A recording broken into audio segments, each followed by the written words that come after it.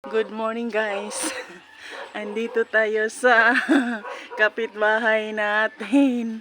Ayan si Hasban, umaarangkada na. Umakyat sa niyog. Tayo'y mag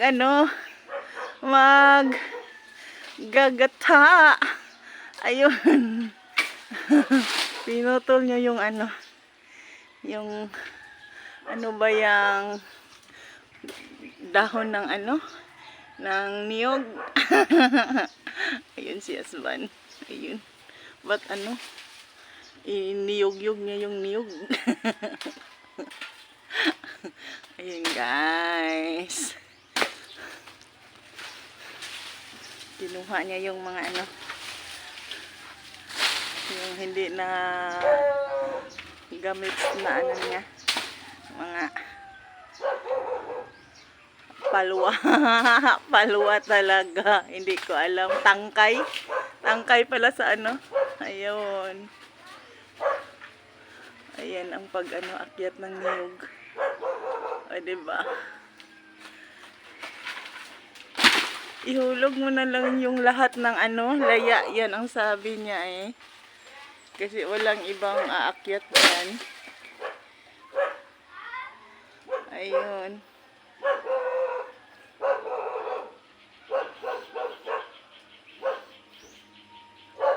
May pa sa ulungan mo.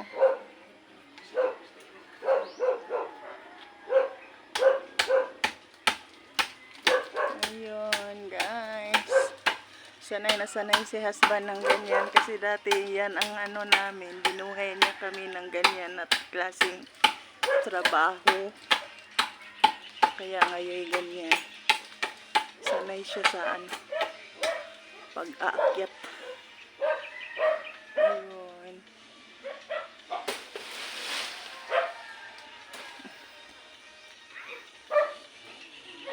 Ay, diba? Ayun, oh. Ayun. Ang dami ng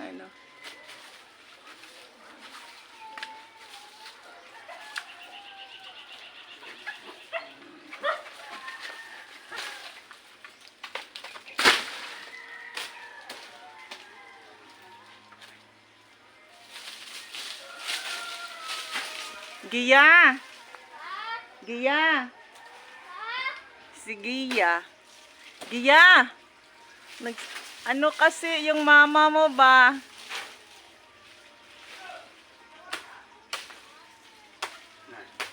Sabi niya kahapon may butong din daw. Paano yun? Ah, okay. Okay.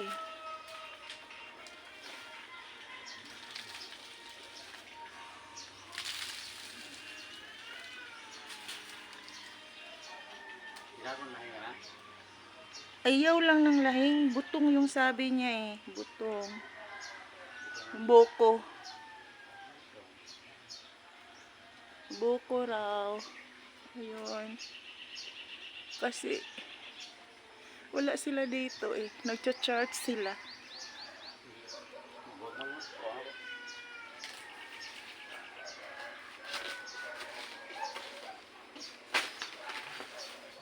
Ayun.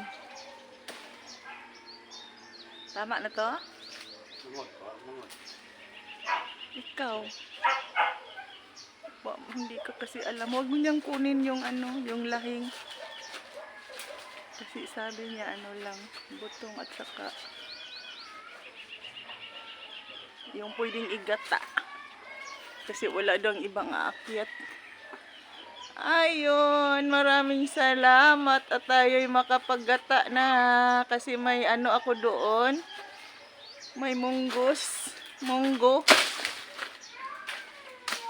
Gulayin natin. Ayan, ay bababa ng Hasban. O, diba? Baba ka na. Ayan, thank you for watching. Bye-bye.